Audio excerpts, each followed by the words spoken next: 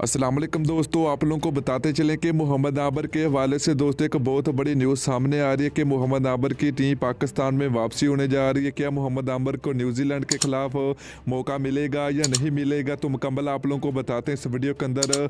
तो आप लोगों ने इस वीडियो को एंड तक देखना होगा दोस्तों। उससे पहले अगर आपने अभी तक इस वीडियो को लाइक नहीं किया तो वीडियो को लाइक करें, चैनल को सब्सक्राइब करें।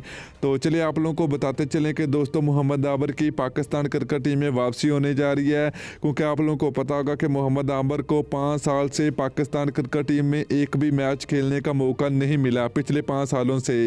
तो मोहम्मद आबर को नज़रअंदाज किया जा रहा है। मोहम्मद आबर का कहना कि अभी भी मैं पाकिस्तान क्रिकेट टीम में और पाकिस्तान के लिए मज़ीद 5-6 साल खेल सकता हूँ और मैं खेल के दिखाऊँगा। मोहम्मद आबर का कहना कि मेरा अगला टारगेट होगा BPL बांग्लादेश की लीग और उसके बाद पाकिस्तान सुपर लीग।